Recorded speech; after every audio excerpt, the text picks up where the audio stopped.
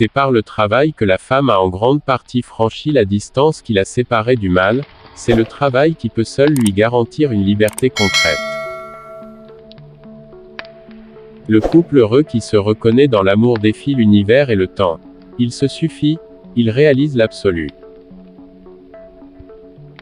Personne n'est plus arrogant envers les femmes, plus agressif ou méprisant, qu'un homme inquiet pour sa virilité. J'accepte la grande aventure d'être moi. Le secret du bonheur et le comble de l'art, c'est de vivre comme tout le monde, en étant comme personne.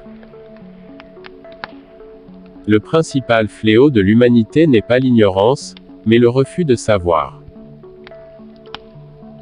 Entre deux individus, l'harmonie n'est jamais donnée, elle doit indéfiniment se conquérir. C'est dans la connaissance des conditions authentiques de notre vie qu'il nous faut puiser la force de vivre et des raisons d'agir. L'amour authentique devrait être fondé sur la reconnaissance réciproque de deux libertés. Chacun des amants s'éprouverait alors comme soi-même et comme l'autre. Aucun n'abdiquerait sa transcendance, aucun ne se mutilerait. Tous deux dévoileraient ensemble dans le monde des valeurs et des fins. Pour l'un et l'autre, l'amour serait révélation de soi-même par le don de soi et enrichissement de l'univers. La femme n'est victime d'aucune mystérieuse fatalité. Les singularités qui la spécifient tirent leur importance de la signification qu'elles revêtent. Elles pourront être surmontées dès qu'on les saisira dans des perspectives nouvelles. Ainsi on a vu qu'à travers son expérience érotique, la femme éprouve, et souvent déteste, la domination du mâle. Il n'en faut pas conclure que ses ovaires la condamnent à vivre éternellement à genoux. Comme j'aime que tu existes. Se vouloir libre, c'est aussi vouloir les autres libres.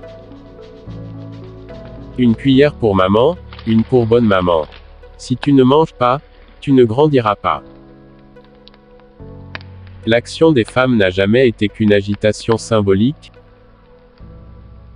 Elles n'ont gagné que ce que les hommes ont bien voulu leur concéder.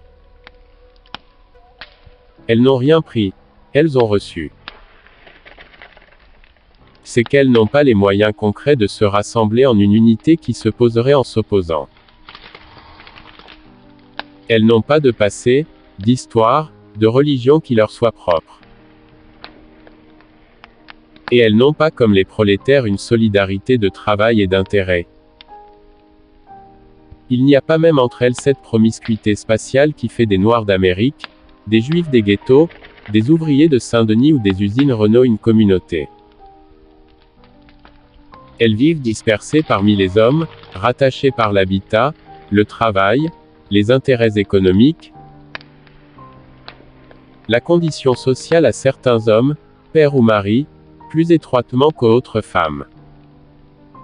Dans toutes les larmes s'attarde un espoir. Merci pour l'écoute.